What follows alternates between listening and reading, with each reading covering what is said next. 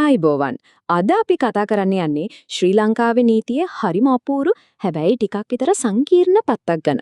ඒ තමයි ඉඩම් සහ සාධාරණත්වය කියන කාරණා දෙක එකට ගැට ගැහෙන හැටි. හොඳයි.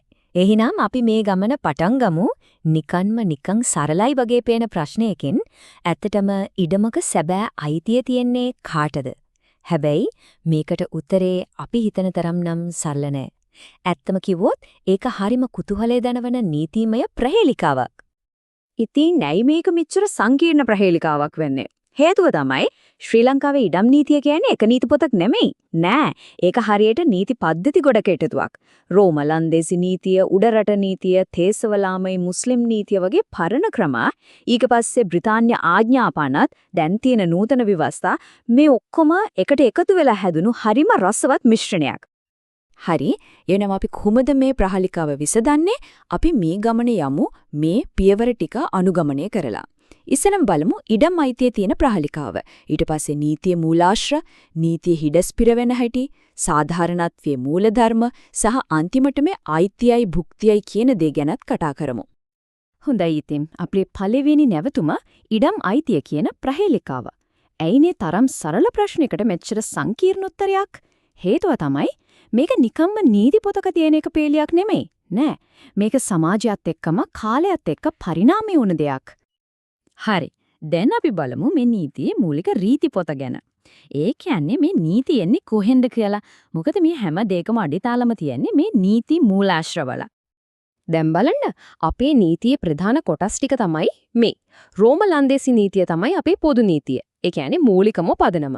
ඊට පස්සේ තියෙනවා ව්‍යවස්ථා සහ ආඥාපනත්. ඒව තමයි නූතන නීති. හැබැයි මෙන්න මෙතන තමයි ගැටලුවක් මතුවෙන්නේ. සමහර වෙලාවට මේ වගේ දැඩි නීති අකුරටම පිළිපදින්න ගියාම ප්‍රතිඵලය වෙන්නේ අසාධාරණයක්. එතකොට නිකම්ම ප්‍රශ්නයක් මතුවෙනව නේද? නීතිය අකුරටම පිළිපැදලා වෙන්නේත් අසාධාරණයක් නම් එතකොට මොකද කරන්නේ? ඔන්න ඕක තමයි නීති පද්ධතියට විසඳන්න සිද්ධ වුණු ලොකුම ගැටලුව. සාධාරණත්ව නීතිය, ඒ කියන්නේ ඉක්විටි ලෝ බිහි වෙන්න පාර කැපෙන්නේ අන්න එතනයි. හොඳයි. දැන් තමයි අපි මේ කතාවේ හරිම වැදගත් හරිම රසවත් කොටසකට එන්නේ. නීතියම තිබුණු මේ දැඩි බවට නීතියේ ඇතුළෙන්ම පුදුම විසඳුමක් නිර්මාණය වුණා. අපි එකට කියමු නීතියේ සාධාරණත්ව එන්ජින කියලා. මේ පද්ධති දෙක අතර තියෙන වෙනස හරියට මෙහෙමයි. හිතන්න පොදු නීතිය කියන්නේ හරියට පරිගණකයක ඔපරේටිං සිස්ටම් එක වගේ කියලා. ඒ කියන්නේ දැඩි විධිමත් නීති රීති ටික. එතකොට සාධාරණත්ව නීතිය, ඒ කියන්නේ ඉක්විටි ලෝ කියන්නේ මොකද? ඒක තමයි ඒ ඔපරේටිං සිස්ටම් එකේ තියෙන වැරදි අඩුපාඩු හදන සාධාරණත්වයේ වැටිදියුණු කරන ක්‍රිටිකල් සොෆ්ට්වෙයාර් අප්ඩේට් එක. එහෙනම් හරියටම කිව්වොත් සාධාරණත්ව නීතිය කියන්නේ මොකද්ද? මූලාශ්‍රය වලට අනුව ඒක ස්වභාවික යුක්තිය සහ සාධාරණත්වයේ මත පදනම් වෙච්ච නීති පද්ධතිය. මේකේ ප්‍රධානම අරමුණ උනේ පොදු නීතියේ තිබුණු දැඩි බව අඩු කරලා ඒකේ තිබුණු හිඩස් පුරවන එක. මේක දියුණු කළේ එංගලන්තයේ තිබුණු විශේෂ අධිකරණය. ඒ තමයි චාන්සරි අධිකරණය. මේකේ ආරම්භක කතාවත් හරිම රසවත්. බලන්න මුල් කාලෙදී සාමාන්‍ය පොදු නීති අධිකරණ වලින් යුක්තිය යුතු නුවණාම මිනිස්සු කෙලින්ම ගිරින් රජතුමාට පෙත්සම් දුන්නා. එතකොට රජතුමා මොකද කළේ? එයා මේ පෙත්සම් යොමු කළා එයාගේ චාන්සලර්වරයාට. එයාට තමයි කිව්වේ රජුගේ හෘදය සාක්ෂිය ආරක්ෂකයා කියලා. ඉතින් කාලයත් එක්ක මේ චාන්සලර්වරයාගේ අධිකරණය, ඒ කියන්නේ චාන්සරි අධිකරණය විධිමත් අධිකරණයක් බවට පත් වුණා. අන්තිමේදී 19 වෙනි සියවස වෙද්දී මේක නිකන්ම තීන්දුව දන තනක් නෙවෙයි, මූලධර්ම සහ పూర్ව නඩු තීන්දුව මත පදනම් වුණු ක්‍රමවත් නීති පද්ධතියක්ම බවට පත් වුණා. හරි. එහෙනම් මේ සාධාරණත්ව නීතිය ක්‍රියාත්මක වෙන්නේ කොහොමද? මෙන්න මේකේ තියෙන විශේෂත්වය මේක නිකන් දැඩි නීති රීති මාලාවක් නෙමෙයි. ඒ වෙනුවට ආප්ත නැත්නම් මැක්සිම්ස් කියලා කියන හරිම ප්‍රබල මඟ පෙන්වන මූලධර්ම කිහිපයක් මත තමයි මේ සම්පූර්ණ පද්ධතියම පදනම් වෙලා තියෙන්නේ. අපි බලමු පළවෙනි සහ සමහර විට ප්‍රසිද්ධම ආප්තය. සාධාරණත්වය පතන්න පිරිසිදු දෑතින් පැමිණිය යුතුය. මේකේ තේරුම හරිම සරලයි.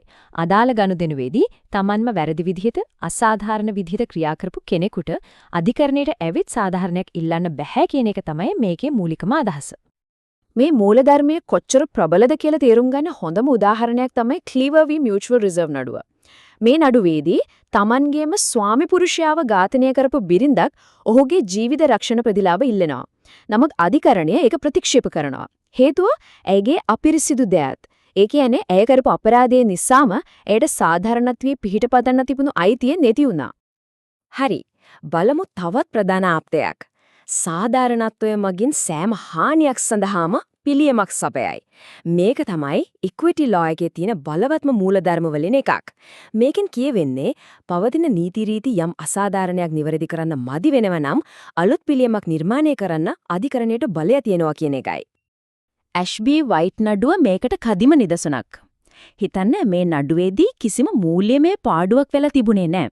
හැබැයි පුරවැසියෙකුගේ ඡන්දය ප්‍රකාශ කිරීමේ අයිතිය නීති විරෝධීව අහිමි කරලා තිබුණා. අධිකරණය තීරණය කළා ඒකට පිළියමක් ලබා දෙන්න ඕනේ කියලා. මොකද මේ නඩුවෙන් තහවුරු වුණේ අයිතියක් උල්ලංඝනය වීම කියන එකම පිළියමක් අවශ්‍ය වන වරදක් කියන කාරණය. හරි.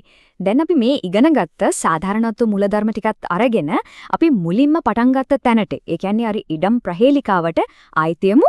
මේ අලුත් දැනුමත් එක්ක අපිට පුළුවන් ඉඩම් නීතියේ හරිම වැදගත් හැබැයි නිතරම පැටලෙන සංකල්ප දෙකක්. ඒ කියන්නේ අයිතිය සහ භුක්තිය කියන දේ පැහැදිලිව තේරුම් ගන්න. මෙතන තියෙන වෙනස හරියටම බලන්න. අයිතිය එහෙමත් නැත්නම් ඩොමිනියම් කියන්නේ නීතිමය අයිතිය. සරලවම කිව්වොත් ඔප්පුව. හැබැයි භුක්තිය ඒ කියන්නේ පොසෙෂියෝ කියන්නේ ඒක නීතියක් නෙමෙයි ඒක භෞතික පාලනය. ඒ කියන්නේ ඉඩම ඇත්තරම තමන්ගේ පාලනයේ තියාගෙන ඉන්න එක. වැදගත්ම දේ තමයි මේ දෙක හැම වෙලෙම එකම කෙනෙක් අතේ තියන්නේ නැහැ. අයිතිය කියන්නේ නිකන්ම එක දෙයක් නෙමෙයි. ඒක හරියට අයිතිවාසිකම් මිටියක් වගේ. අපි ඒක ලිහිලා බලමු. එකක් තමයි just utendi. ඒ කියන්නේ දේපල පාවිච්චි කිරීමේ අයිතිය. ඊළඟට just fruendi. ඒ කියන්නේ ඒකෙන් ලැබෙන ඵල ප්‍රයෝජන අස්වැන්න හරි කුලී ආදායම හරි භුක්ති විඳීමේ අයිතිය. ඊට පස්සේ just abutendi. ඒ කියන්නේ දේපල විකුණන්න, තෑගි දෙන්න, ඕනනම් විනාශ කරන්න තියෙන අයිතිය. අන්තිමටම just vindicandi.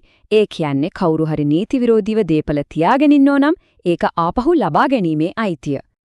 ඉතින් මේ හැම දෙකම තීරණාත්මකම කාරණය තමයි මේ ඉඩමක අයිතිය කාටද කියලා තීරණය කරද්දී ඉක්විටි ලෝ ඒ කියන්නේ සාධාරණත්ව නීතිය අධිකරණයට ඉඩ දෙනව නිකම්ම ලියකියවිලි ඔප්පු දිහා විතරක් බලන්නේ නැතුව ඊට එහා ගිහින් අදාළ පාර්ශවයන්ගේ සැබෑම චේතනාව මොකක්ද එයාලගේ ඇත්ත එකඟතාවය මොකක්ද කියලා හොයලා බලන්න.